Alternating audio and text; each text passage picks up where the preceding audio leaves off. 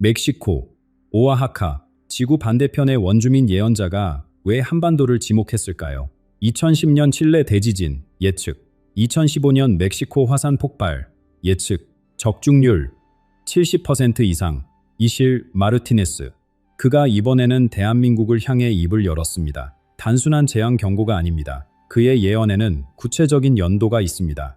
2026년 대지가 말하기 시작합니다. 2028년 한국 사회가 멈춥니다. 2031년 한반도에서 다리를 놓는 자가 나타납니다. 2032년 여섯 번째 태양이 떠오릅니다. 그런데 여기서 이상한 점이 있습니다. 아즈텍 문명의 예언 체계가 왜 한국과 연결되는 걸까요? 5000년 전 중남미의 시간관이 왜 21세기 한반도의 운명을 가리키고 있을까요? 더 충격적인 것은 이겁니다. 이실은 한국을 인류 새 시대의 기폭제라 불렀습니다. 상처 입은 나라가 세계를 치유한다. 분단된 땅에서 통합의 빛이 시작된다. 믿기 어려우시죠? 저도 처음엔 그랬습니다. 그러나 그의 예언을 하나씩 살펴보면 소름 돋는 연결고리가 보이기 시작합니다. 오늘 영상에서 모두 보여드리겠습니다. 끝까지 함께해 주십시오. 이 예언의 중심에는 여러분의 선택이 있습니다. 먼저 이 예언자가 누구인지부터 알아야 합니다. 이실 마르티네스. 이 이름을 처음 들어보시는 분들이 많을 겁니다. 그는 유명해지길 원하지 않았습니다. 텔레비전에 나오지 않습니다. 강연회를 열지 않습니다. 멕시코 남부 오아하카의 작은 마을에서 조용히 블로그에 글을 올릴 뿐입니다. 그런데 이 사람의 글이 전 세계 영성계를 뒤흔들고 있습니다. 이유는 단 하나, 그의 예언이 맞아떨어지기 때문입니다. 2010년 칠레 대지진, 규모 8.8, 수십만 명의 이재민이 발생했습니다. 이실은 이 지진을 수개월 전에 자신의 블로그에 기록해 두었습니다. 당시에는 아무도 주목하지 않았습니다. 2015년 멕시코 화산 폭발, 다시 한번 그의 블로그에는 이미 경고가 적혀 있었습니다. 우연이라고요. 한 번은 우연일 수 있습니다. 두 번은 의심스럽습니다. 그런데 그의 적중률이 70%를 넘는다면요. 이실의 능력은 어디서 왔을까요? 그의 할머니는 마을에서 보는 사람으로 불렸습니다. 병을 고치고 꿈을 해석하고 대지의 소리를 듣는 여인이었습니다. 어린 이실은 할머니 곁에서 자랐습니다. 밤하늘의 별이 전하는 이야기, 바람결에 실린 조상들의 목소리, 대지가 품은 기억을 읽는 법을 배웠습니다. 이것은 미신이 아닙니다. 수천 년간 이어져 온 지혜의 전승입니다. 이실의 예언을 이해하려면 아즈텍 문명의 시간관을 알아야 합니다. 아즈텍인들은 우주가 5번의 태양 시대를 거친다고 믿었습니다. 지금 우리가 사는 시대는 5번째 태양, 올린 토나티우입니다. 우리말로 하면 움직이는 태양입니다. 이 시대의 특징이 있습니다. 끝이 흔들림으로 온다는 것입니다. 단순히 땅이 흔들리는 지진만을 뜻하지 않습니다. 사회가 흔들립니다. 경제가 흔들립니다. 사람들이 믿어온 모든 것이 뿌리째 흔들립니다. 지금 세상을 보십시오. 이미 흔들리고 있지 않습니까? 그런데 여기서 중요한 게 있습니다. 아즈텍의 끝은 서양식 종말론과 다릅니다. 그들에게 끝은 파멸이 아닙니다. 새로운 시작을 위한 필수 조건입니다. 씨앗이 썩어야 싹이 듭니다. 밤이 깊어야 새벽이 옵니다. 낡은 것이 무너져야 새 것이 들어설 자리가 생깁니다. 이실은 이것을 전환이라 부릅니다. 종말이 아니라 진화입니다. 인류가 다음 단계로 나아가기 위한 피할 수 없는 과정입니다. 그렇다면 한 가지 의문이 남습니다. 왜 한국입니까? 멕시코에서 태어나 아즈텍의 지혜를 이어받은 예언자가 왜 태평양 건너지구 반대편의 작은 반도를 주목하는 걸까요? 수많은 나라 중에서 왜 대한민국이 그의 가장 중요한 예언의 중심에 있는 걸까요? 이실은 말합니다. 한반도는 6번째 태양이 처음 떠오르는 땅이라고. 그리고 그 전환의 첫 번째 신호는 이미 시작되었습니다. 환태평양 불의 고리, 지구의 가장 불안정한 지대가 깨어나고 있습니다. 이실은 이것을 대지의 언어라고 부릅니다. 인류가 오랫동안 무시해온 경고의 목소리가 마침내 터져 나오기 시작했다고. 지도를 한번 보십시오. 태평양을 둘러싼 거대한 고리가 있습니다. 일본, 필리핀, 인도네시아, 뉴질랜드, 그리고 칠레, 멕시코, 미국 서부 해안까지 지구상에서 가장 많은 지진과 화산 활동이 일어나는 곳입니다. 사람들은 이곳을 불의 고리라고 부릅니다. 이실 마르티네스는 경고합니다. 올해 봄부터 이 불의 고리가 본격적으로 깨어난다고. 단순히 지진 몇 번이 아닙니다. 전례 없는 규모의 연쇄 반응입니다. 동아시아에서 시작된 진동이 아메리카 대륙까지 이어집니다. 하나의 화산이 폭발하면 다른 화산이 반응합니다. 마치 오랫동안 잠들어 있던 거인들이 동시에 눈을 뜨는 것처럼. 왜 지금일까요? 이 실은 이렇게 설명합니다. 대지는 살아있다고. 숨을 쉬고 기억하고 느낀다고. 그리고 지금 대지가 말하기 시작했다고. 우리는 언제부터 땅을 잊고 살았을까요? 아스팔트 위를 걷습니다. 에어컨이 나오는 건물 안에서 일합니다. 포장된 음식을 먹습니다. 흙을 밟아본 게 언제인지 기억나지 않습니다. 나무를 만져본 게 언제인지 생각나지 않습니다. 우리의 조상들은 달랐습니다. 땅에 절을 했습니다. 산에 제사를 지냈습니다. 강에게 감사를 표했습니다. 자연은 정복의 대상이 아니라 공존의 파트너였습니다. 그 연결이 끊어졌습니다. 이 실은 말합니다. 대지가 참을 만큼 참았다고. 이제 더는 침묵하지 않겠다고. 올해 일어나는 재난들은 벌이 아닙니다. 경고입니다. 잊혀진 관계를 회복하라는 절박한 호소입니다. 올해가 지나고 내년이 되면 사람들은 깨닫기 시작할 겁니다. 이 모든 것이 우연이 아니라는 것을. 여기서 지진, 저기서 화산, 또 다른 곳에서 해일. 처음에는 개별 사건으로 보입니다. 뉴스에서 며칠 다루다가 잊힙니다. 다른 소식에 묻힙니다. 하지만 내년쯤 되면 패턴이 보이기 시작합니다. 점들이 연결됩니다. 이것이 하나의 거대한 흐름이라는 것을, 시대가 바뀌고 있다는 신호라는 것을 부정할 수 없게 됩니다. 이 실은 이 순간을 인류의 첫 번째 각성이라 부릅니다. 아직 완전한 깨어남은 아닙니다. 눈을 비비며 일어나는 단계입니다. 뭔가 이상하다고 느끼기 시작하는 시점입니다. 하지만 이 작은 의심이 중요합니다. 여기서 모든 것이 시작되기 때문입니다. 그런데 땅만 흔들리는 게 아닙니다. 물리적인 지반이 흔들릴 때 우리가 당연하게 여겨온 것들도 함께 흔들립니다. 경제 시스템, 사회 구조, 성공의 기준, 행복의 정의, 우리가 신처럼 섬겨온 모든 것들. 이 실은 이것을 거짓 신들의 균열이라 표현합니다. 콘크리트 아래 묻힌 대지가 목소리를 높일 때 콘크리트 위에 세워진 모든 것들의 기반도 함께 흔들리기 시작합니다. 그리고 그 균열은 2028년 본격적으로 드러납니다. 2028년, 이실 마르티네스는 이 해를 거짓 신들의 해체라 부릅니다. 거짓 신이란 무엇일까요? 고대인들은 돌과 나무로 신상을 만들어 숭배했습니다. 현대인들은 다르다고 생각합니다. 우리는 미신을 믿지 않는다고, 이성적이라고 자부합니다. 정말 그럴까요? 우리에게도 신이 있습니다. 눈에 보이지 않을 뿐입니다. 끝없는 성장, 무한한 경쟁, 숫자로 증명되는 성공, 더 높은 연봉, 더 큰 집, 더 좋은 차. 이것들을 향해 우리는 매일 예배를 드립니다. 아침 일찍 출근하고 밤늦게 퇴근하고 주말에도 일합니다. 이것이 현대인의 종교의식입니다. 이 실은 말합니다. 2028년 이 신전들의 기둥이 무너진다고. 끝없이 오를 것 같던 시장이 흔들립니다.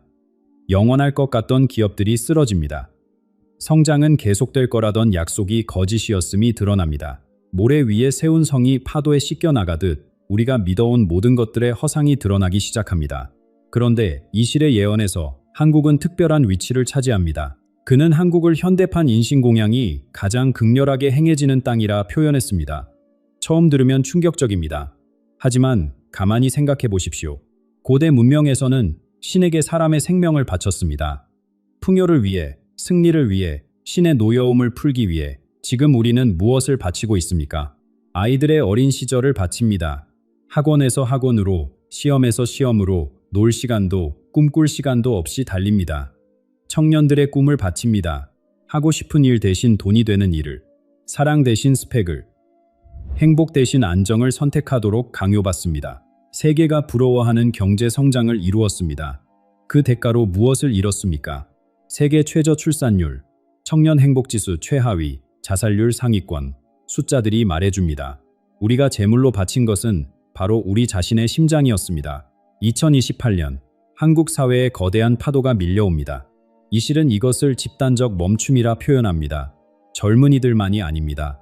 평생을 달려온 중년들도, 은퇴를 앞둔 세대도 함께 멈춥니다. 더는 달릴 수 없는 지점에 도달합니다. 몸이 먼저 신호를 보냅니다. 마음이 버티지 못합니다. 이게 정말 내가 원한 삶인가? 이 모든 게 무슨 의미가 있는가? 왜 이렇게 힘든데 행복하지 않은가? 이 질문들이 터져 나옵니다. 개인의 불만이 아닙니다. 사회 전체가 동시에 묻기 시작합니다. 시스템 자체에 대한 근본적인 의문입니다. 이것은 붕괴일까요? 아니면 시작일까요?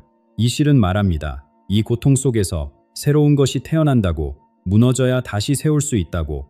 멈춰야 방향을 바꿀 수 있다고. 한민족은 고통에 익숙한 민족입니다. 역사 속에서 수없이 쓰러지고 수없이 다시 일어났습니다. 이 회복의 힘이 우리의 피 속에 흐르고 있습니다. 2028년의 멈춤은 끝이 아닙니다. 2029년, 이실이 대각성이라 부르는 시간으로 가는 관문입니다. 어둠이 가장 짙어지는 순간이 새벽 직전입니다. 그리고 그 새벽과 함께 한반도의 특별한 존재가 모습을 드러내기 시작합니다. 아즈텍 신화에 특별한 존재가 있습니다. 케찰코아틀, 깃털 달린 뱀이라는 뜻입니다. 땅을 기어다니는 뱀의 몸에 하늘을 나는 새의 깃털이 달려 있습니다. 이상한 조합입니다. 하지만 이 형상 속에 깊은 의미가 담겨 있습니다. 뱀은 땅을 상징합니다. 물질의 세계, 육체, 현실입니다. 깃털은 하늘을 상징합니다. 영혼의 세계, 정신, 이상입니다. 케찰코아틀은 이 둘의 결합입니다. 땅에 발을 딛고 서면서도 하늘을 향해 날아오르는 존재, 물질과 영혼이 하나로 어우러진 상태입니다. 이실 마르티네스는 말합니다. 케찰코아틀이 돌아온다고. 하지만 오해하지 마십시오. 하늘에서 신이 내려온다는 이야기가 아닙니다. 케찰코아틀의 귀환은 인류의식의 대전환을 의미합니다. 물질만 추구하던 시대가 끝나고 영혼과 물질이 균형을 이루는 새로운 시대가 열린다는 뜻입니다. 그리고 이실의 예언 중 가장 구체적인 부분이 바로 여기서 등장합니다. 한반도에 한 사람이 나타납니다. 30에서 40 사이의 평범한 사람입니다. 대통령이 아닙니다. 재벌 총수도 아닙니다. 유명 연예인도 종교 지도자도 아닙니다. 어떤 직함도 어떤 권력도 갖고 있지 않습니다. 그냥 우리 옆집에 살 법한 보통 사람입니다. 하지만 이 사람의 가슴 속에는 불꽃이 있습니다. 이실은 이 사람을 다리를 놓는 자라고 부릅니다. 2031년 이 사람이 세상에 알려지기 시작합니다. 그가 하는 일은 단순합니다. 나누어진 것을 잇는 것입니다. 갈라진 마음들 사이에 다리를 놓는 것입니다. 그의 메시지도 단순합니다. 우리는 언제나 하나였습니다. 70년이 넘는 분단, 남과 북으로 갈라진 땅, 서로를 적으로 여기도록 교육받은 세월. 하지만 그 모든 것 아래에 같은 조상의 피가 흐르고 있습니다. 같은 언어로 꿈을 꾸고 있습니다. 같은 노래를 부르며 자랐습니다. 갈라진 것은 땅이 아니었습니다. 마음이었습니다. 다리를 놓는 자는 정치적 통일을 외치지 않습니다. 그것은 그의 영역이 아닙니다. 그는 더 깊은 곳을 봅니다. 마음의 통일입니다. 한을 풀어내는 일입니다. 서로를 향한 두려움과 미움을 녹여내는 일입니다. 정치인들이 회담을 하기 전에 먼저 사람들의 마음이 열려야 합니다. 국경선이 사라지기 전에 먼저 마음속의 경계선이 허물어져야 합니다. 다리를 놓는 자는 바로 그 첫 번째 돌을 놓는 사람입니다. 잠시 생각해 보십시오. 혹시 그 사람이 여러분 자신일 수도 있지 않을까요? 예언은 한 명의 영웅을 말하지만 다리는 혼자 놓는 게 아닙니다. 수많은 손이 함께 만들어갑니다. 가족 사이의 오래된 갈등을 풀어가는 것, 이웃과 마음을 나누는 것, 미워했던 사람을 용서하는 것. 이 모든 것이 다리의 일부입니다. 한반도의 치유는 한반도 안에서 끝나지 않습니다. 이실은 말합니다. 분단의 아픔을 치유한 민족이 세계의 분열을 치유할 힘을 갖게 된다고. 한반도에서 시작된 화해의 물결이 전 세계로 퍼져나간다고. 2031년에 다리를 놓는 자는 시작입니다. 2032년 한국은 더 큰 역할을 맡게 됩니다. 이실이 6번째 태양이라 부르는 새로운 시대, 그 시대의 문을 여는 열쇠가 바로 이 작은 반도에 있습니다.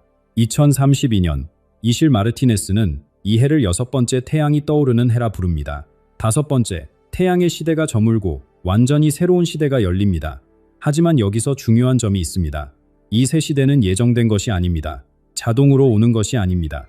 인류가 만들어 가야 합니다. 두려움 대신 사랑을 선택할 때, 분열 대신 연대를 선택할 때, 탐욕 대신 나눔을 선택할 때, 그때 비로소 6번째 태양이 떠오릅니다. 선택하지 않으면 태양은 뜨지 않습니다. 어둠이 계속됩니다. 그렇다면 그 선택은 어디서 시작될까요? 이실은 한반도를 지목합니다. 처음에는 이상하게 들릴 수 있습니다. 왜 한국입니까? 더 크고 강한 나라들이 많습니다. 더 오래된 문명들도 있습니다. 왜 하필 이 작은 반도입니까? 이실의 대답은 이렇습니다. 상처 입은 자만이 진정한 치유자가 될 수 있다고. 한국의 역사를 보십시오. 식민 지배를 겪었습니다. 전쟁으로 모든 것이 파괴되었습니다. 형제가 적이 되어 총을 겨누었습니다. 70년 넘게 분단된 채 살아왔습니다. 이보다 더 깊은 상처가 있을까요? 그런데 바로 이 상처가 힘이 됩니다. 폐허에서 일어난 민족입니다. 불가능하다고 했던 것들을 해냈습니다. 세계가 놀라는 속도로 성장했습니다. 쓰러질 때마다 다시 일어났습니다. 이 회복의 경험, 이 극복의 지혜가 우리 안에 축적되어 있습니다. 2032년 한국은 이 지혜를 세계와 나누기 시작합니다. 갈등으로 고통받는 나라들에게, 역사적 트라우마를 안고 사는 민족들에게, 분열로 찢어진 사회들에게 한국은 말합니다. 우리도 그랬습니다. 그리고 이렇게 이겨냈습니다. 이론이 아닙니다. 직접 겪고 극복한 경험에서 나오는 살아있는 지혜입니다. 이 실의 예언에는 또 하나의 중요한 요소가 있습니다. 기술과 영혼의 조화입니다. 지금 전 세계가 두려워하고 있습니다. 인공지능이 인간의 일자리를 빼앗을 것이라고, 로봇이 인간을 대체할 것이라고. 기술이 발전할수록 인간은 더 외로워지고 있습니다. 디지털로 연결될수록 진짜 연결은 사라지고 있습니다. 한국은 이 문제의 해답을 찾아냅니다. 첨단 기술을 발전시키면서도 정의 문화를 잃지 않는 방법, 효율성을 추구하면서도 따뜻함을 유지하는 방법, 빠르게 달리면서도 함께 가는 방법. 한국은 이 균형점을 세계에 보여줍니다. 빨리빨리가 세계를 놀라게 했습니다. 이제는 함께 천천히가 세계를 치유할 차례입니다. 경쟁에서 협력으로, 소유에서 나눔으로, 성장에서 균형으로. 이 전환의 모델이 한반도에서 만들어집니다. 그리고 전 세계가 이 모델을 배우러 옵니다. 아름다운 미래입니다. 하지만 이 실은 경고합니다. 이 미래는 그냥 주어지지 않는다고, 그 전에 반드시 통과해야 할 시험이 있다고. 아즈텍 신화에는 케찰코아틀만 있는 게 아닙니다. 그의 그림자 같은 존재가 있습니다. 테스카틀리포카, 연기나는 거울의 신입니다. 이 거울 앞에 서면 자신의 가장 어두운 면이 보입니다. 숨기고 싶었던 것, 부정하고 싶었던 것, 두려워했던 것이 모두 드러납니다. 2030년부터 2032년까지 한국과 인류는 이 검은 거울 앞에 서게 됩니다. 케찰코아틀에게는 그림자가 있습니다. 테스카틀리포카, 연기나는 거울이라는 뜻입니다. 이 거울은 평범한 거울이 아닙니다. 앞에 서면 자신이 보고 싶지 않았던 모습이 비칩니다. 감춰둔 두려움, 부정해온 욕망, 외면했던 어둠이 선명하게 드러납니다. 이실 마르티네스는 경고합니다. 2030년부터 2032년까지 인류는 이 검은 거울 앞에 서게 된다고. 시험의 형태는 무엇일까요? 첫 번째는 분열의 유혹입니다. 우리 편과 저들, 오른쪽과 틀린 쪽, 선과 악, 세상을 둘로 나누고 싶은 유혹이 더 강해집니다. 저 사람들 때문에 문제야라고 손가락질하기가 더 쉬워집니다. 함께 해결책을 찾는 것보다 누군가를 탓하는 게 더 간단해 보입니다. 두 번째는 증오의 확산입니다. 온라인 공간에서 분노와 혐오가 들불처럼 번집니다. 댓글 하나가 전쟁이 됩니다. 서로를 향한 공격이 일상이 됩니다. 얼굴을 마주하면 하지 못할 말들이 화면 뒤에서는 쉽게 쏟아집니다. 세 번째는 거짓 선지자들입니다. 두려움을 파는 사람들이 나타납니다. 이렇게 하면 살아남는다며 쉬운 해답을 팝니다. 저들이 적이다며 공포를 조장합니다. 혼란한 시대일수록 이런 목소리가 커집니다. 그리고 두려운 마음은 그 목소리에 쉽게 끌립니다. 이것이 테스카틀리포카의 시험입니다. 거울에 비친 어둠에 삼켜지느냐, 아니면 그 어둠을 직시하고 넘어서느냐. 이 선택이 6번째 태양의 운명을 결정합니다. 어떻게 준비해야 할까요? 이 실은 5가지 길을 제시합니다. 첫째, 대지와 다시 연결하십시오. 하루에 잠시라도 흙을 밟아 보십시오. 나무 곁에 서 보십시오. 하늘을 올려다 보십시오. 콘크리트와 화면에서 벗어나 자연 속에 몸을 두십시오. 우리가 어디에서 왔는지 기억하는 것, 이것이 시작입니다. 둘째, 조상에게 감사하십시오. 그분들이 겪은 고난 덕분에 우리가 여기 있습니다. 전쟁을 견뎌낸 할머니, 굶주림 속에서도 희망을 놓지 않았던 할아버지, 그 뿌리가 우리를 지탱합니다. 뿌리 없는 나무는 바람에 쓰러집니다. 셋째, 공동체를 회복하십시오. 혼자서는 이 시대를 건널 수 없습니다. 이웃과 인사를 나누십시오. 도움이 필요한 사람에게 손을 내미십시오. 받기만 하지 말고 주십시오. 정이 흐르는 관계가 우리의 버팀목이 됩니다. 넷째, 내면의 고요한 공간을 만드십시오. 매일 잠시라도 침묵 속에 머무르십시오. 텔레비전을 끄고 휴대폰을 내려놓고 그냥 조용히 앉아보십시오. 바깥 세상의 소음이 잦아들면 내면의 목소리가 들리기 시작합니다. 다섯째, 두려움을 넘어서십시오. 검은 거울에 비친 것은 실체가 아닙니다. 환상입니다. 두려움은 우리를 얼어붙게 만들려는 속임수입니다. 두려움이 올 때 그것을 똑바로 바라보십시오. 바라보면 녹기 시작합니다. 사랑의 눈으로 보면 사라집니다. 이실 마르티네스의 예언은 결국 하나의 진실을 가리킵니다. 미래는 정해져 있지 않습니다. 예언은 지도일 뿐입니다.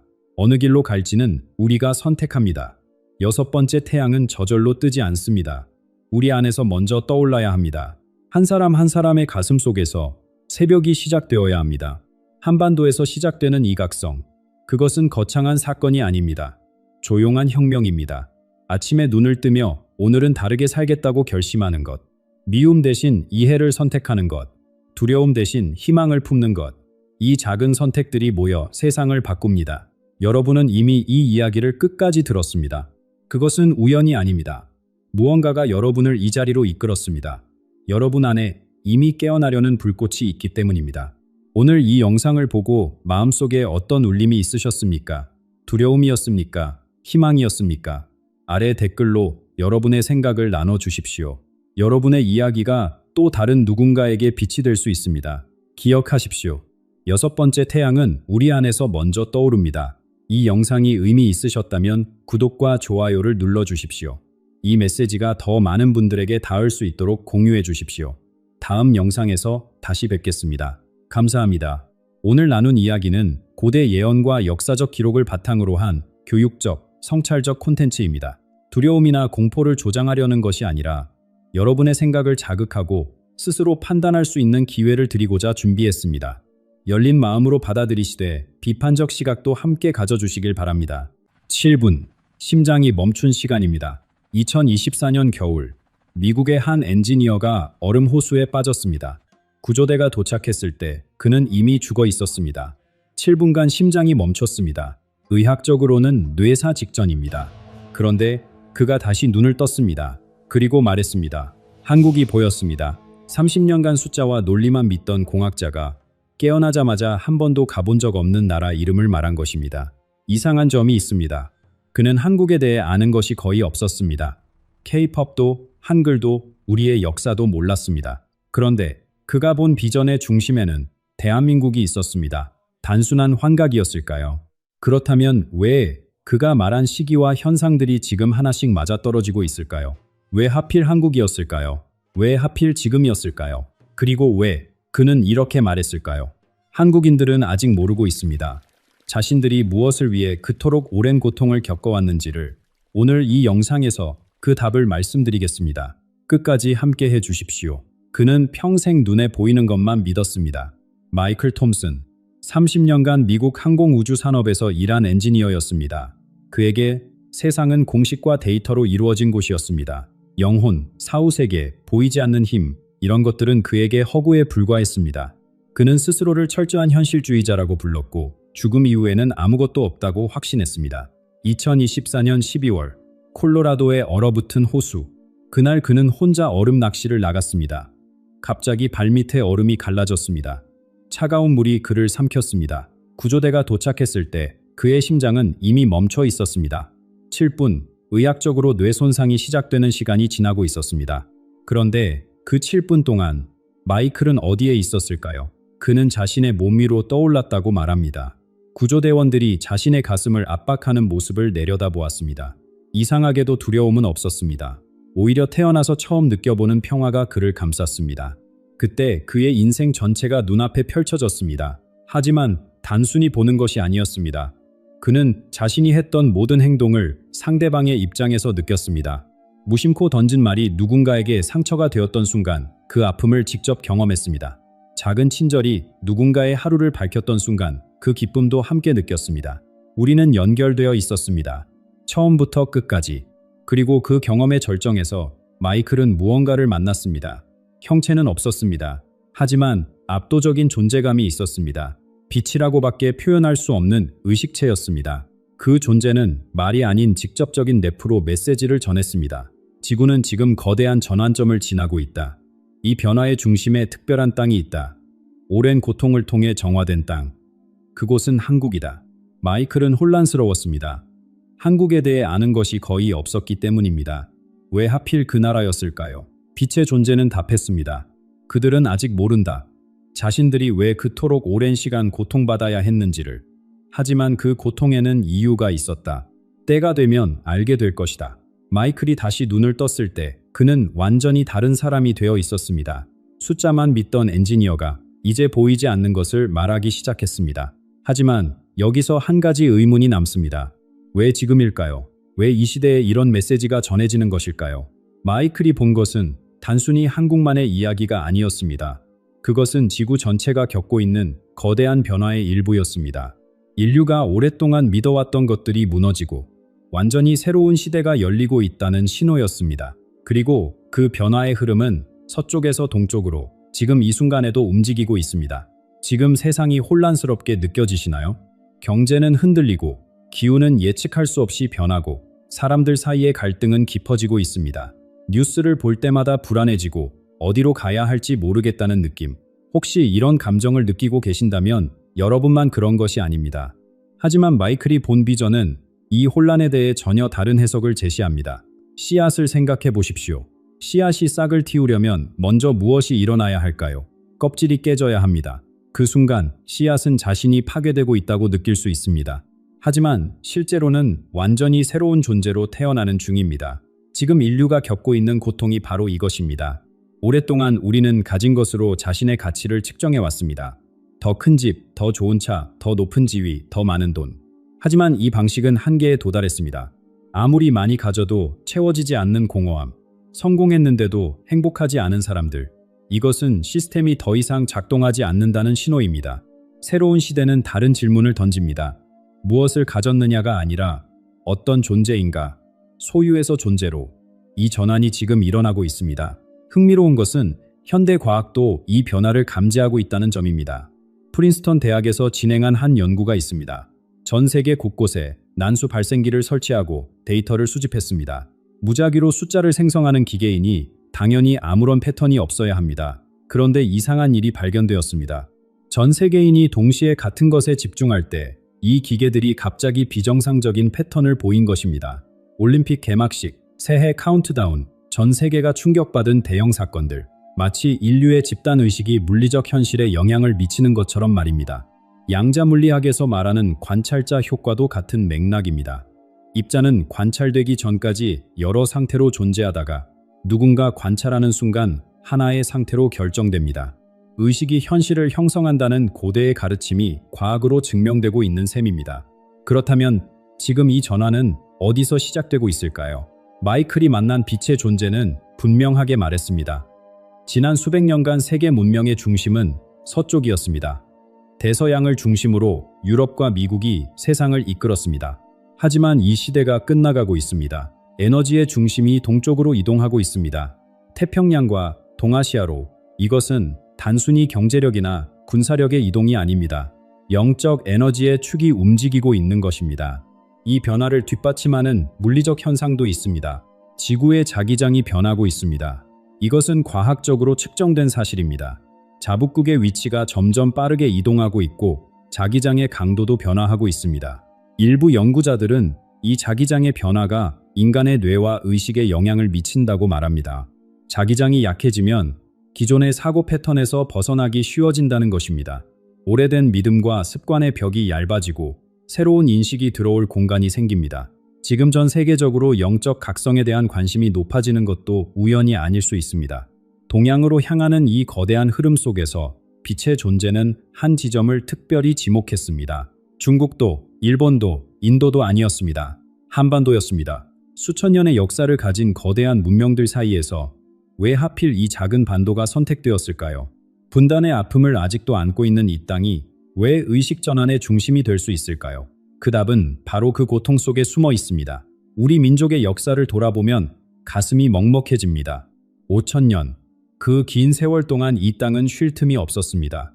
수많은 외세의 침략, 35년간의 식민 지배, 그리고 같은 핏줄끼리 총을 겨눈 전쟁. 지금도 휴전선은 이 땅을 두 동강 내고 있습니다. 세계 어느 민족이 이토록 오랜 시간 이토록 깊은 상처를 안고 살아왔을까요? 그런데 마이클이 전한 메시지는 이 고통에 대해 완전히 다른 시각을 제시합니다. 쇠를 생각해 보십시오. 쇠가 강철이 되려면 무엇이 필요할까요? 뜨거운 불입니다. 그 불 속에서 쇠는 녹을 것 같은 고통을 겪습니다. 하지만 그 과정을 거쳐야만 부서지지 않는 강인함을 얻습니다. 한국인의 집단 영혼이 바로 이 과정을 겪어왔다는 것입니다. 심리학에서는 이것을 외상 후 성장이라고 부릅니다. 극심한 고통을 겪은 후 오히려 더 깊은 지혜와 공감 능력을 갖게 되는 현상입니다. 개인에게 일어나는 이 변화가 한국에서는 민족 전체 차원에서 일어났습니다. 우리가 품어온 한해 정서는 단순한 슬픔이 아닙니다. 그것은 영혼이 단련되는 과정에서 생긴 깊이입니다.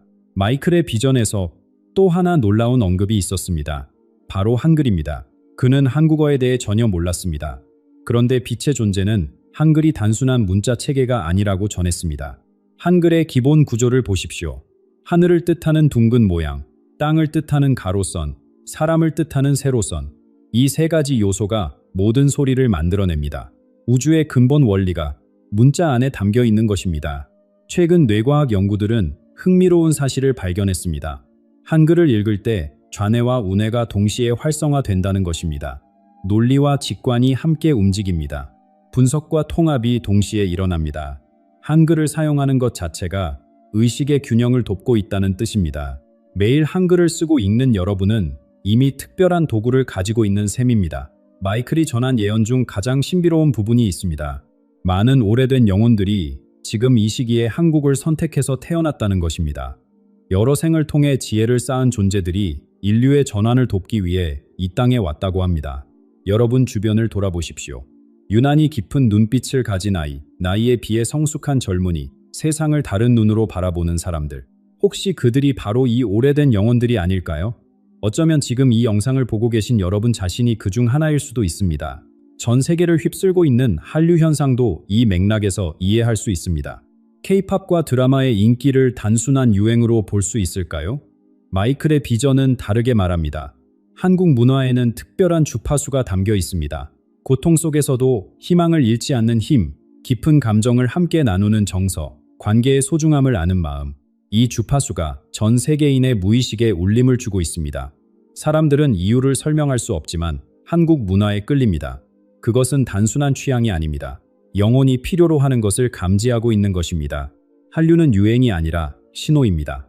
전 세계 의식이 변화할 준비가 되었다는 신호, 그리고 그 변화의 진원지가 이 땅이라는 신호. 이 모든 흐름은 우연히 흩어져 있는 것이 아닙니다. 마이클이 본 비전에는 구체적인 시간표가 있었습니다. 지금 우리가 살고 있는 이 해, 그리고 다가오는 내년, 이 시기에 무엇이 일어나고 있고 무엇이 다가오고 있는 것일까요? 마이클이 본 비전에는 막연한 미래가 아닌 구체적인 시간이 담겨 있었습니다. 지금 이 순간부터 앞으로 몇 년간 세상은 눈에 띄게 달라질 것입니다. 그리고 그 변화는 이미 시작되었습니다. 올해는 고요한 준비의 시간입니다. 겉으로 보기에는 큰 변화가 없는 것처럼 느껴질 수 있습니다. 여전히 뉴스는 혼란스럽고 일상은 반복되고 세상은 제자리인 것 같습니다. 하지만 보이지 않는 곳에서 중요한 일이 진행되고 있습니다. 씨앗이 땅 속에서 뿌리를 내리는 시간을 생각해 보십시오. 땅 위에서는 아무 일도 일어나지 않는 것처럼 보입니다. 하지만 땅 아래에서는 생명이 자라고 있습니다. 뿌리가 깊이 내려가고 양분을 모으고 싹을 틔울 준비를 하고 있습니다. 지금이 바로 그런 시기입니다. 깨어난 의식들 사이에 연결이 강해지고 있습니다. 서로를 알아보는 사람들이 만나고 있습니다. 아직은 조용하지만 네트워크가 형성되고 있습니다. 이 시기에 가장 중요한 것은 내면의 평화를 기르는 것입니다. 바깥 세상의 소음에 휘둘리지 않고 자신의 중심을 잡는 것. 이것이 다가올 변화를 맞이하는 가장 좋은 준비입니다. 내년에는 눈에 보이는 신호들이 나타나기 시작합니다. 마이클은 하늘의 징조를 보았다고 말했습니다. 보랏빛 오로라가 평소에는 볼 수 없는 위도에서 관측되는 현상입니다. 이것은 지구 자기장의 급격한 변화와 관련이 있습니다. 자기장의 변화는 이미 과학적으로 측정되고 있는 사실입니다. 자북극의 이동 속도가 빨라지고 있고 일부 지역에서는 자기장의 강도가 약해지고 있습니다. 내년에 이 변화가 가속화되면서 하늘에서 특이한 현상들이 목격될 것입니다.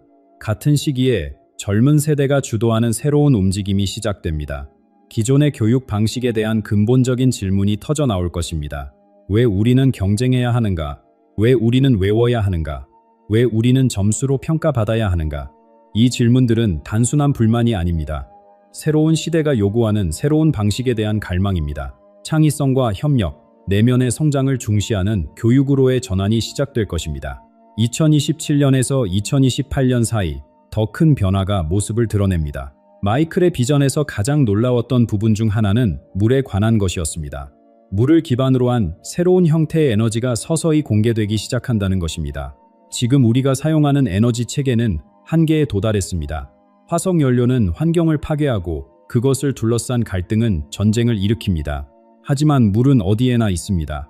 만약 물에서 깨끗한 에너지를 얻을 수 있다면 세계의 권력 구조 자체가 바뀔 것입니다. 물론 이 기술은 기존 체제의 거센 저항에 부딪힐 것입니다. 하지만 진실은 막을 수 없습니다. 작은 균열에서 시작해 점점 퍼져나갈 것입니다. 교육의 변화도 본격화됩니다. 암기와 경쟁 중심의 시스템은 서서히 무너지기 시작합니다. 그 자리에 완전히 다른 가치관이 들어섭니다. 개인의 고유한 재능을 발견하는 것, 함께 문제를 해결하는 방법을 배우는 것, 내면의 평화와 영적 성장을 교육의 일부로 받아들이는 것. 처음에는 작은 실험들로 시작될 것입니다. 대안학교, 새로운 교육 공동체, 온라인 학습 네트워크. 하지만 이 흐름은 점점 커져서 결국 주류가 될 것입니다. 이 모든 시스템의 변화 속에서 마이클의 비전에는 한 가지 더 중요한 요소가 있었습니다. 한 인물입니다. 우리가 상상하는 영적 지도자와는 전혀 다른 모습에, 그러나 세상을 조용히 바꿔놓을 존재, 마이클은 그를 기억하게 하는 자라고 불렀습니다. 마이클의 비전에서 가장 수수께끼 같은 부분은 한 인물에 관한 것이었습니다. 2028년에서 2029년 사이 동아시아에서 한 사람이 나타납니다. 한국일 가능성이 높다고 했습니다. 하지만 이 사람은 우리가 떠올리는 영적 지도자의 모습과는 완전히 다릅니다. 그는 추종자를 모으지 않습니다. 새로운 가르침을 전파하지 않습니다. 종교를 만들지 않습니다. 단체를 조직하지 않습니다. 무대 위에 서서 군중을 향해 연설하지도 않습니다. 그는 그저 조용히 존재합니다. 그런데 이상한 일이 일어납니다. 그와 가까이 있는 사람들에게 변화가 찾아옵니다. 머릿속을 가득 채우던 잡음이 사라집니다. 오랫동안 품고 있던 두려움이 녹아내립니다. 갑자기 모든 것이 선명하게 보이기 시작합니다. 마치 안개가 걷힌 것처럼 자기 자신이 누구인지 기억해냅니다. 그래서 마이클은 이 인물을 기억하게 하는 자라고 불렀습니다. 그는 새로운 진리를 가르치는 사람이 아닙니다. 이미 모든 사람 안에 있는 빛을 일깨우는 사람입니다. 우리는 태어날 때 무언가를 알고 있었습니다. 우주와 연결되어 있다는 것, 사랑받는 존재라는 것, 두려워할 것이 없다는 것. 하지만 세상을 살아가면서 그 기억을 잊어버렸습니다. 기억하게 하는 자는 그 잊힌 잠을 다시 떠올리게 합니다. 이것은 신비로운 현상만은 아닙니다. 과학적으로도 설명이 됩니다. 우리 뇌에는 거울 신경세포라는 것이 있습니다. 다른 사람의 상태를 무의식적으로 감지하고 따라가게 만드는 세포입니다. 불안한 사람 옆에 있으면 나도 모르게 불안해지고, 평화로운 사람 옆에 있으면 나도 평화로워지는 이유입니다. 깊은 평화의 상태에 있는 한 사람이 주변에 미치는 영향을 상상해 보십시오. 그 사람을 만난 이들이 또 다른 사람들에게 영향을 줍니다. 잔잔한 호수에 돌을 던지면 파문이 끝없이 퍼져나가듯 한 사람의 의식이 수많은 사람에게 전해집니다. 기억하게 하는 자가 전할 가장 중요한 메시지는 무엇일까요? 마이클은 이렇게 말했습니다. 그 사람은 말할 것입니다. 나를 믿지 마세요. 당신 자신을 믿으세요. 이것은 영적 권위의 완전한 해체입니다. 더 이상 누군가를 따라갈 필요가 없습니다. 경전에 의존할 필요도, 조직에 속할 필요도 없습니다. 신성한 것은 특별한 장소나 특별한 사람에게만 있는 것이 아닙니다. 바로 지금 여러분 안에 있습니다. 이 메시지가 퍼지면 세상은 근본적으로 달라집니다. 권력은 분산되고 두려움은 줄어들고 각자가 자기 삶의 주인이 됩니다. 하지만 여기서 중요한 질문이 생깁니다. 이것이 미래에 일어날 일이라면 지금 우리는 무엇을 할 수 있을까요? 그때까지 그냥 기다리기만 해야 할까요? 아닙니다. 마이클의 비전에는 분명한 답이 있었습니다. 지금 이 순간 우리 각자가 할 수 있는 일이 있습니다. 미래는 저절로 오는 것이 아닙니다. 우리가 만들어가는 것입니다. 마이클이 본 아름다운 비전은 확정된 운명이 아닙니다. 그것은 가능성입니다. 그리고 그 가능성이 현실이 되려면 지금 우리 각자의 선택이 필요합니다. 그렇다면 구체적으로 무엇을 할 수 있을까요? 먼저 우리 뇌의 작동 방식을 이해해야 합니다. 뇌 속에는 필터 역할을 하는 부분이 있습니다. 매 순간 수백만 개의 정보가 우리 감각으로 들어오지만 그중 극히 일부만 의식에 도달합니다.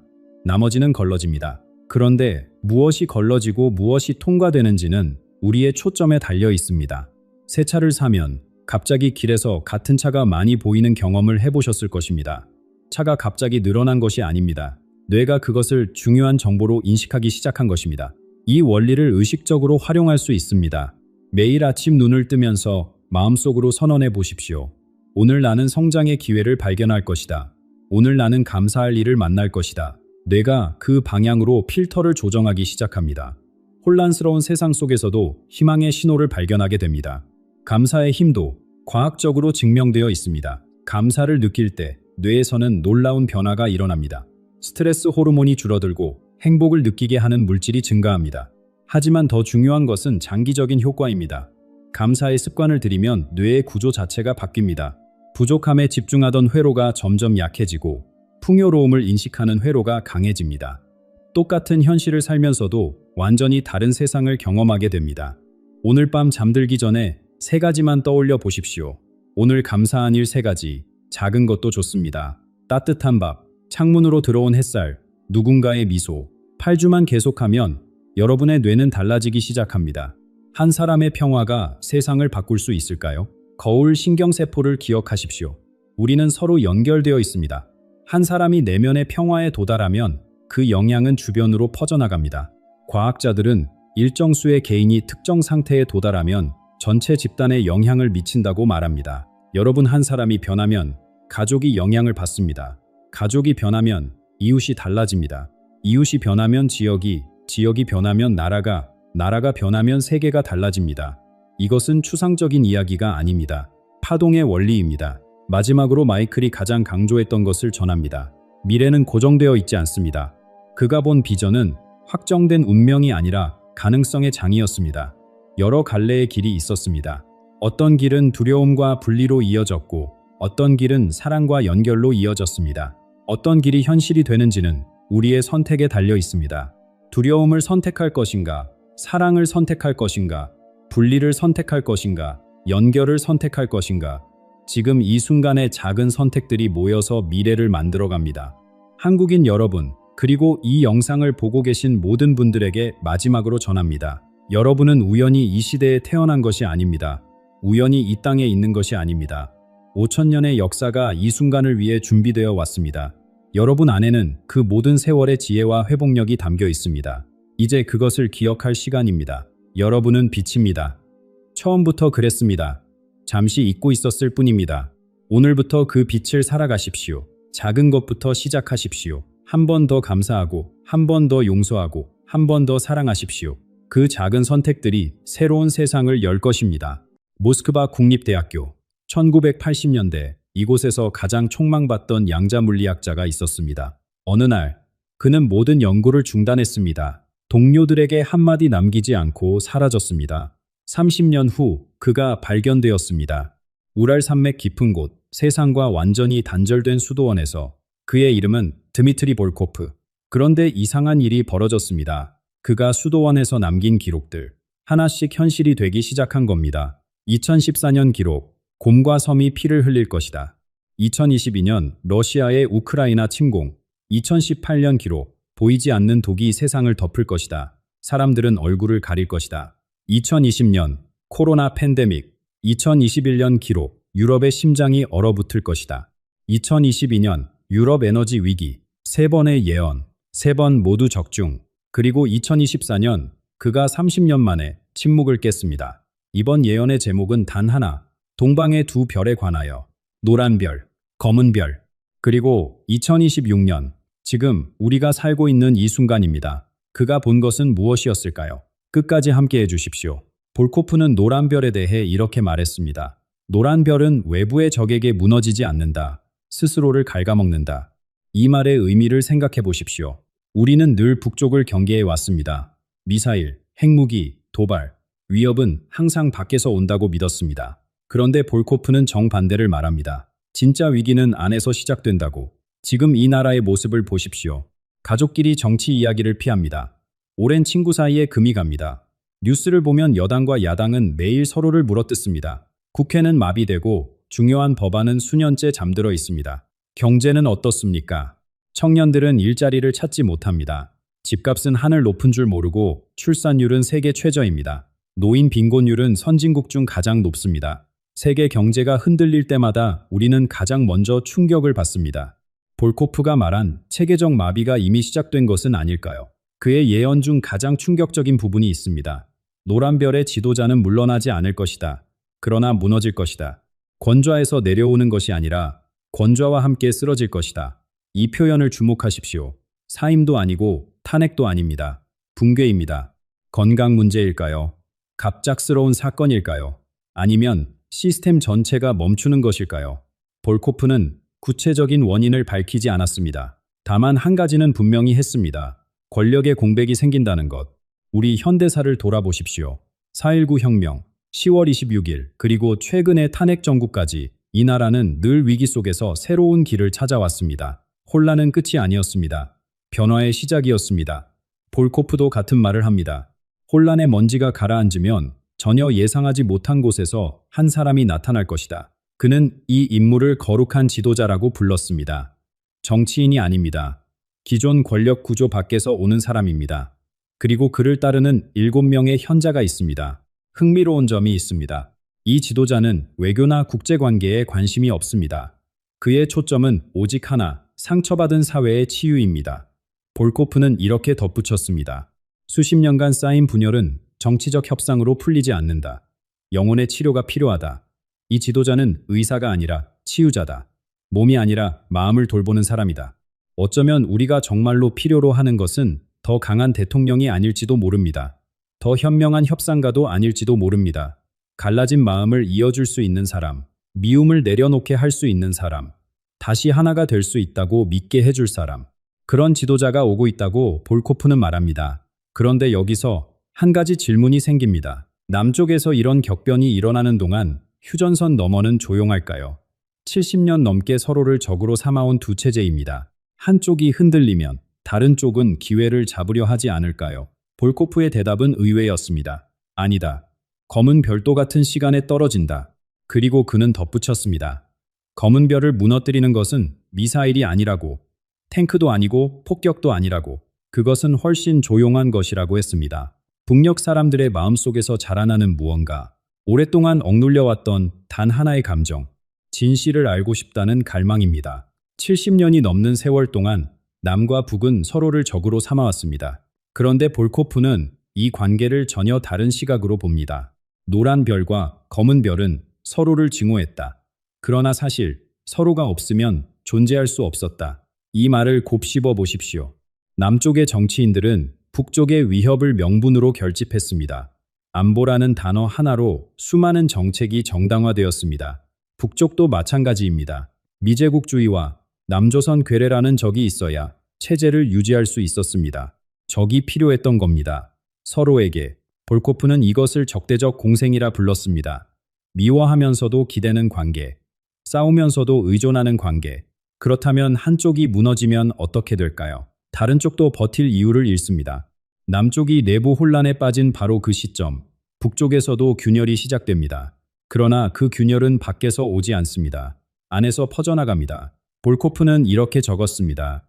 검은 별을 쓰러뜨리는 것은 폭탄이 아니다. 굶주림도 아니다. 그것은 훨씬 조용한 힘이다. 진실에 대한 갈증이다. 북녘 사람들 이야기입니다. 수십 년간 그들은 바깥 세상이 지옥이라고 배웠습니다.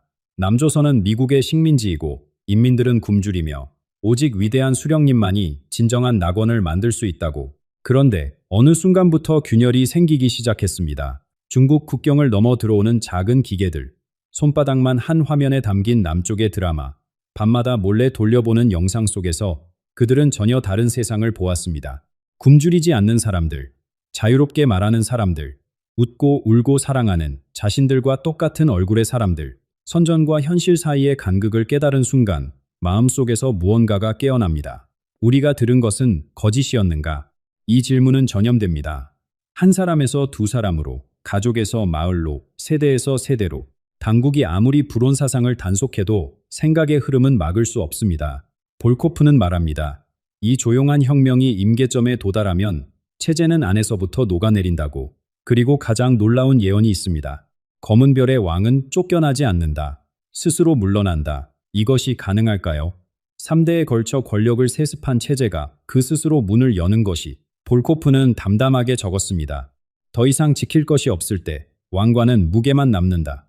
충성하는 자도 없고 두려워하는 자도 없을 때 권좌는 감옥이 된다. 그때 그는 깨닫는다. 떠나는 것이 유일한 선택이라는 것을. 경제는 이미 무너졌습니다. 배급은 끊긴 지 오래입니다. 젊은 세대는 더 이상 지도자를 신처럼 우러러보지 않습니다. 어느 날 아침, 그는 조용히 자리를 뜹니다. 항복 선언도 없이, 망명 발표도 없이, 그냥 사라집니다. 볼코프는 그 순간을 이렇게 묘사했습니다. 피바다가 아니다. 천둥번개도 아니다. 새벽녘에 눈이 녹듯이 소리 없이 일어난다. 사람들은 아침에 일어나서야 깨닫는다. 어제까지 있던 것이 오늘은 없다는 것을. 남쪽에서는 새로운 지도자가 상처를 치유하고 있습니다. 북쪽에서는 오래된 체제가 스스로 소멸하고 있습니다. 두 별이 동시에 떨어집니다. 그리고 볼코프는 말합니다. 별이 떨어진 자리에 어둠이 오는 것이 아니라고. 그곳에서 전혀 다른 무언가가 피어난다고. 그는 그것을 하얀 빛이라 불렀습니다. 70년간 갈라졌던 한 민족이 다시 하나가 되는 순간, 그 이야기를 지금부터 말씀드리겠습니다. 하얀 빛. 볼코프가 본 것은 단순한 정치적 합의가 아니었습니다. 국경이 사라지는 것은 시작에 불과하다. 진정한 통일은 땅이 아니라 마음에서 일어난다. 70년입니다. 한 세대가 아니라 세 세대가 지났습니다. 할아버지가 청년이었을 때 갈라진 땅에서 이제 손자가 중년이 되었습니다. 그 사이 두 땅의 사람들은 완전히 다른 세상을 살았습니다. 같은 말을 쓰지만 억양이 다릅니다. 같은 역사를 배웠지만 내용이 다릅니다. 같은 핏줄이지만 기억이 다릅니다. 이 간극을 어떻게 메울 수 있을까요? 볼코프는 베를린을 이야기했습니다. 89년 11월 장벽이 무너지던 그날 밤, 동쪽과 서쪽 사람들이 콘크리트 위에 올라가 서로를 끌어안았습니다. 28년 만에 가족을 만난 사람들이 거리에서 울었습니다. 그러나 그는 경고도 함께 남겼습니다. 독일의 교훈을 기억하라. 벽이 무너진 후에도 마음의 벽은 오래 남았다. 서쪽은 동쪽을 가난한 친척처럼 여겼고 동쪽은 서쪽의 열등감을 품었다. 진정한 하나가 되기까지 30년이 더 걸렸다. 한반도는 더 어려울 수 있습니다. 분단 기간이 더 길고 체제 차이가 더 극심합니다. 북녘 사람들은 자본주의를 한 번도 경험해 본 적 없습니다. 남쪽 사람들은 북녘의 삶이 어땠는지 상상조차 하기 힘듭니다. 그래서 볼코프는 말합니다. 정치인들에게 통일을 맡기면 안 된다고. 그들은 경제를 말하고 군사를 말한다. 그러나 상처받은 영혼은 돈으로 치유되지 않는다. 무기로 봉합되지 않는다. 그렇다면 누가 이 치유를 이끌까요? 볼코프는 두 집단을 지목했습니다. 첫째는 어머니들입니다. 이념은 사람을 가르지만 어머니의 마음은 가르지 않는다. 남쪽 어머니든 북쪽 어머니든 자식이 행복하기를 바라는 마음은 같다. 어머니들이 서로의 손을 잡을 때 진정한 화해가 시작된다. 둘째는 젊은 세대입니다. 분단의 기억이 없는 아이들. 전쟁을 교과서에서만 배운 세대. 그들에게 휴전선 너머는 적이 아닙니다. 그저 다른 환경에서 자란 또래일 뿐입니다. 젊은이들의 호기심이 다리가 된다. 그들은 묻는다. 왜 우리가 서로를 미워해야 하느냐고. 이 질문이 어른들의 굳은 마음을 흔든다. 볼코프는 이 치유의 시간을 4년으로 보았습니다. 20, 30년까지 완전히 새로운 나라가 형성됩니다. 쉽지 않은 4년입니다. 경제적 혼란이 있을 것입니다. 북쪽 경제를 일으켜 세우는데 천문학적 비용이 들 것입니다. 사회적 갈등도 피할 수 없습니다. 다른 세상에서 온 사람들이 한 공간에서 살아가야 합니다. 그러나 볼코프는 희망을 말합니다. 한민족은 이겨낼 힘이 있다. 5000년 역사 동안 수없이 외세에 짓밟혔지만 한 번도 사라지지 않았다. 언어를 잃지 않았고 문화를 지켜냈다. 70년의 분단도 그들의 뿌리를 끊지 못했다. 같은 노래를 부릅니다. 아리랑을 부르면 남쪽 사람이든 북쪽 사람이든 눈시울이 붉어집니다. 같은 명절을 텁니다. 설날과 추석의 조상을 기리는 마음이 같습니다. 같은 말을 합니다. 억양은 달라도 어머니라는 단어의 무게는 같습니다. 이것이 70년을 버틴 힘입니다. 이것이 하나로 돌아갈 수 있는 이유입니다. 볼코프는 적었습니다. 하얀 빛은 갑자기 완성되지 않는다. 서서히, 그러나 멈추지 않고 밝아진다. 아픔을 겪으며, 눈물을 흘리며, 그래도 손을 놓지 않으며, 그렇게 한 민족은 다시 하나의 별이 된다. 그리고 그는 놀라운 말을 덧붙였습니다. 이 통일된 땅에서 발견되는 것이 있다고. 오랫동안 접근할 수 없었던 북녘 땅 깊은 곳에서 인류 역사의 첫 장을 다시 쓰게 만들 무언가가 드러난다고. 우리가 알던 문명의 시작점이 틀렸을 수도 있다고. 그 이야기를 이어가겠습니다. 통일이 가져오는 것은 평화만이 아닙니다. 볼코프는 이상한 예언을 남겼습니다. 하나가 된 땅에서 놀라운 것이 발견된다. 오랫동안 닫혀있던 곳, 사람의 발길이 닿지 못했던 곳에서 그것은 한반도의 운명만 바꾸는 것이 아니다. 인류가 알던 역사의 첫 페이지를 다시 쓰게 만든다. 무슨 말일까요? 그는 구체적인 위치를 언급했습니다. 평양과 개성 사이 어딘가 70년간 군사 분계선에 가로막혀 아무도 들어갈 수 없었던 땅, 그곳에서 고대 문명의 흔적이 드러난다고 했습니다. 그런데 놀라운 것은 그 연대입니다. 우리가 학교에서 배운 것을 떠올려 보십시오. 인류 최초의 문명은 어디서 시작되었습니까? 메소포타미아, 티그리스 강과 유프라테스 강 사이, 지금의 이라크 지역입니다. 약 5,500년 전입니다. 이집트 문명도 비슷한 시기입니다. 그런데 볼코프가 말한 것은 다릅니다. 그들이 발견하는 것은 수메르보다 4,000년 앞선다. 9,000년 이상 된 문명의 흔적이다. 9,000년. 이것이 사실이라면 우리가 알던 모든 것이 뒤집힙니다. 문명은 서쪽에서 시작되어 동쪽으로 퍼졌다고 배웠습니다. 그러나 진실은 반대일 수 있습니다. 동방의 새벽이 먼저 밝았고 그 빛이 서쪽으로 퍼져나갔을 수 있습니다. 볼코프는 단군 이야기를 언급했습니다. 곰과 호랑이 이야기를 그저 신화로 치부하지 마라. 모든 신화에는 역사의 씨앗이 있다. 우리는 단군 신화를 알고 있습니다. 환웅이 하늘에서 내려오고 곰이 100일 동안 쑥과 마늘만 먹고 사람이 되어 단군을 낳았다는 이야기. 어릴 때 배우고 자라면서 잊어버리는 옛 이야기 정도로 여깁니다. 그러나 볼코프는 다르게 봅니다. 곰 부족과 호랑이 부족은 실제로 존재했다. 정창민과 유목민 두 집단이 있었다. 단군은 이들을 통합한 실존 인물이었을 수 있다. 신화는 과장되고 상징화된 역사다. 발굴이 이루어지면 이 가설이 증명된다고 그는 말합니다. 더 나아가 그는 유전학적 발견도 예언했습니다. 새로운 땅에서 발견되는 유골과 유물을 분석하면 과학자들은 깜짝 놀랄 것이다. 한반도가 인류 대이동의 교차점이었다는 증거가 나온다. 아프리카에서 출발한 인류가 아시아로, 아메리카로 퍼져나갈 때 이 땅을 거쳐갔다. 유전자 속에 그 흔적이 남아있다고 합니다. 동서양의 유전자가 만나는 지점, 여러 문명의 씨앗이 교차한 장소, 이것이 밝혀지면 한국의 위치가 달라집니다. 극동의 작은 나라가 아닙니다. 세계 지도구석에 붙어있는 반도가 아닙니다. 인류 문명의 숨겨진 뿌리, 동양과 서양을 잇는 잃어버린 고리. 볼코프는 적었습니다. 한민족은 오랫동안 스스로를 작게 여겨왔다. 강대국 사이에 끼인 약소국이라고. 늘 침략받고, 늘 눈치 보고, 늘 생존을 걱정해야 하는 나라라고. 그러나 발굴이 끝나면 깨닫게 된다. 자신들이 얼마나 오래되고 얼마나 깊은 뿌리를 가진 민족인지. 새로운 정체성이 탄생합니다. 피해자의 역사가 아니라 시작점의 역사. 끊임없이 침략받은 땅이 아니라 문명을 퍼뜨린 땅. 이 발견이 한민족에게 주는 것은 단순한 자부심이 아닙니다. 사명입니다. 볼코프는 말합니다. 이 새로운 정체성을 깨달은 한국이 세계를 향해 나아간다고. 더 이상 받기만 하는 나라가 아니라 주는 나라로. 도움을 구하는 나라가 아니라 도움을 베푸는 나라로. 분단을 극복한 경험, 전쟁의 상처를 치유한 지혜, 적을 형제로 받아들인 용기. 이것을 세계가 필요로 하게 됩니다. 그 이야기를 마지막으로 전해드리겠습니다. 고통을 겪어본 사람만이 진정한 위로를 줄 수 있습니다. 볼코프는 통일 이후 한국의 역할에 대해 이렇게 말했습니다. 분단과 전쟁과 치유를 모두 경험한 민족만이 평화를 말할 자격이 있다. 한국은 자신의 상처를 지혜로 바꾸어 세계의 갈등을 치유하는 중재자가 된다. 세계를 둘러보십시오. 이스라엘과 팔레스타인은 수십 년째 피를 흘리고 있습니다. 인도와 파키스탄 사이에는 여전히 긴장이 흐릅니다.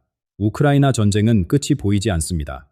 세계 곳곳에서 민족과 종교와 이념이 충돌합니다. 이 분쟁들을 중재할 수 있는 나라가 있을까요? 강대국들은 자격이 없습니다. 그들은 분쟁의 당사자이거나 이해관계에 얽혀 있습니다. 미국도, 중국도, 러시아도 중립적인 중재자가 될 수 없습니다. 그러나 통일된 한국은 다릅니다. 직접 분단을 경험했습니다. 같은 민족끼리 총을 겨눴습니다. 70년간 서로를 적으로 삼았습니다. 그리고 그 모든 것을 넘어 하나가 되었습니다. 이보다 강력한 자격이 있을까요? 볼코프는 말합니다. 세계가 한국을 바라보게 된다고. 저들도 해냈다면 우리도 할 수 있다. 이 생각이 분쟁 지역 사람들에게 퍼진다고. 한국의 통일은 한 민족의 사건으로 끝나지 않습니다. 전 인류에게 보내는 희망의 메시지가 됩니다. 235년에서 240년 사이 한반도의 세계 평화센터가 세워집니다. 볼코프는 이곳이 유엔보다 더 큰 도덕적 권위를 갖게 된다고 했습니다. 이유는 간단합니다. 유엔은 이론을 말합니다. 그러나 한국은 경험을 말합니다. 회의실에서 나온 선언이 아니라 피와 눈물로 쓴 역사입니다. 한국은 더 이상 무기를 팔지 않는다. 대신 화해의 방법을 나눈다. K-팝과 드라마가 세계를 사로잡았듯이 K-피스가 세계를 변화시킨다. K-피스, 한국발 평화. 문화를 수출하던 나라가 평화를 수출하는 나라가 됩니다. 그러나 볼코프는 마지막으로 중요한 말을 남겼습니다. 내가 본 것은 운명이 아니다. 가능성이다. 가장 밝은 미래의 가능성이다. 이 말을 깊이 새겨야 합니다. 예언은 정해진 길이 아닙니다. 갈림길 앞에서 보여주는 하나의 방향입니다. 그 길로 갈지 말지는 우리가 선택합니다. 분열을 택할 수도 있고 화합을 택할 수도 있다. 두려움을 택할 수도 있고 용기를 택할 수도 있다. 미움을 택할 수도 있고 사랑을 택할 수도 있다. 볼코프의 마지막 문장입니다. 별이 떨어지는 것은 하늘의 뜻이다. 그러나 그 자리에서 무엇이 피어나느냐는 사람의 뜻이다. 결국 선택은 우리의 것입니다. 오늘 이 영상을 보신 분들께 한 가지만 부탁드립니다. 오늘 밤 잠들기 전에 잠시 눈을 감아 보십시오. 국경이 사라진 날을 상상해 보십시오. 북녘에서 온 한 사람을 처음 만난다면 어떤 말을 건네겠습니까? 그 마음이 무엇이든 그것이 지금 우리의 준비 상태입니다. 그리고 그 마음을 바꾸는 것이 진정한 통일의 시작입니다. 이 영상에서 다룬 내용은 예언과 역사적 연구를 바탕으로 한 교육적이고 성찰적인 콘텐츠입니다. 목적은 두려움이나 불안을 조장하는 것이 아니라 다양한 관점에서 우리 민족의 미래를 생각해보고 건강한 비판적 사고를 기르는 데 있습니다. 열린 마음으로 받아들이시되 스스로 판단하시길 바랍니다. 생각을 댓글로 나눠주십시오. 통일에 대해 어떤 마음을 품고 계신지, 오늘 이 이야기가 어떤 울림을 주었는지 듣고 싶습니다. 그리고 의미 있게 보셨다면 소중한 분들과 함께 나눠주십시오. 다음 영상에서 또 만나 뵙겠습니다. 감사합니다. 평안하십시오.